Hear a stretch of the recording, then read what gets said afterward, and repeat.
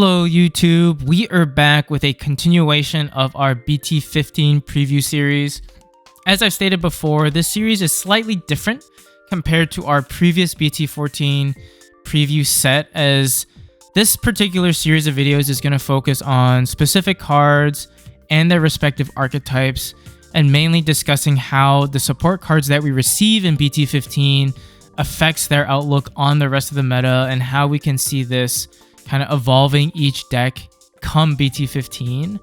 The goal of these videos is to be sort of short, sweet, and to the point, so we can give you guys as best of a primer for the upcoming meta, and also help you guys look out for cards that you think you'll need to pick up if you want to be playing these decks. A lot of folks I know kind of invest more so in singles, so hopefully this is a good way to see, like, you know, you'll need these cards to play these decks, you should pick them up and whatnot, right? So let me know what you guys think of the series. I'll link the Melga discussion video in the video description down below, along with our link tree that contains all of our socials, including our Twitter, our Instagram, our Discord, our TCG player affiliate, as well as our YouTube membership. And we'll also have a ton of BT-15 BT-15 content along the way. As we start to get more product in, we'll have a box break going over sort of our hits and specific cards as we see them. And come next week Sunday, we should have our first BT-15 locals, which will be fun to get some commentary in for. So we've got a lot of stuff cooking and ready for you guys, so hopefully you guys enjoy it. But with that all being said, today's focus will be on the BT-15 support that Fenriloogamon will be getting.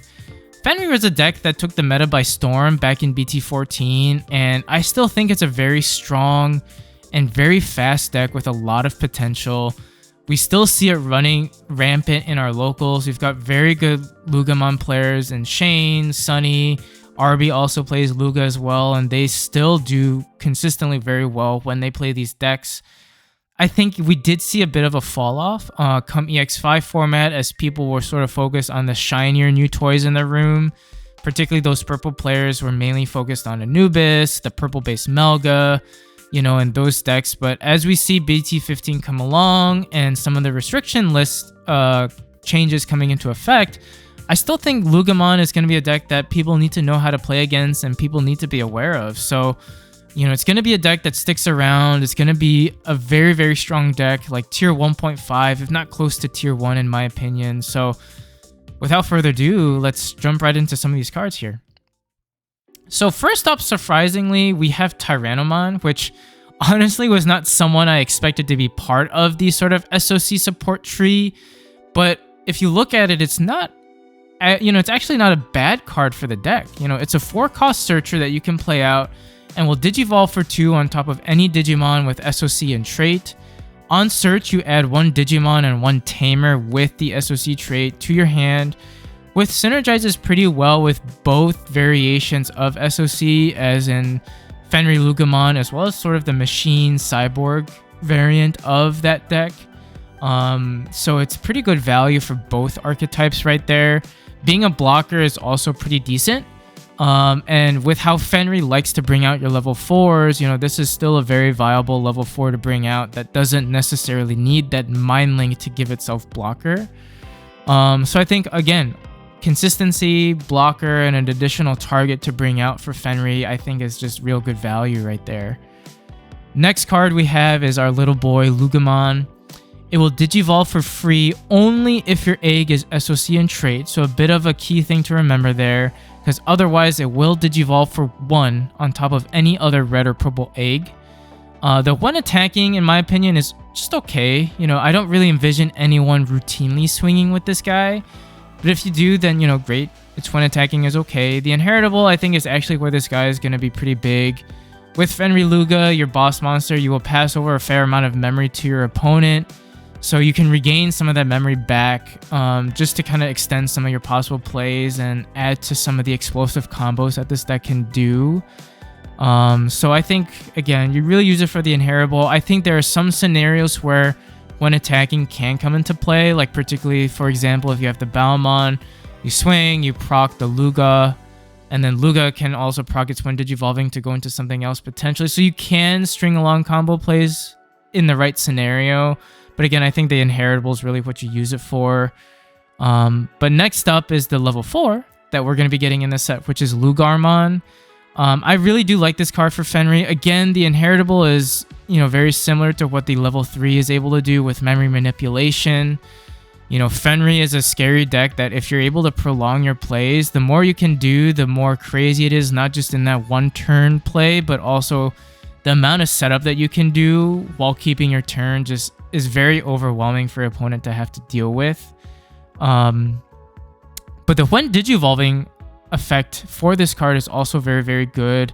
The when Digivolving also counts as a when attacking effect, so it can kind of keep proccing itself if it ends up staying on board. The fact that you can pitch proc your egg effect without having to dedicate a swing is very nice for the late game Fenriloogamon play, I believe. The DP boost and the draw power is an additional added benefit that, again, just gives more of a consistent sort of line for combo plays for this deck, since Fenri, at the end of the day, is a very combo reliant OTK sort of deck, so you really want to make your combo plays as smooth and efficient as possible. I think this level 4 definitely helps with that, just because, like I said, the inheritables as well as the when Digivolving, when attacking plays are very, very good and give you that extra added flexibility that I think helps helps you as a player become a little bit more adaptable, as opposed to kind of tunnel visioning into that one specific play. So I think it does add pretty good benefit to the deck itself. And actually that does wrap it up for Fenri. 3 cards, but I think 3 cards that are actually really, really good value for what it's worth. And I would not sleep on it. I think Fenri is still going to be a deck that is around. It's still a deck that can hit a lot of people by surprise with how fast and how strong it can be. So definitely don't sleep on it. It's still a very fun deck to play, and when you pull off the combo plays in the right way, it can feel very, very gratifying.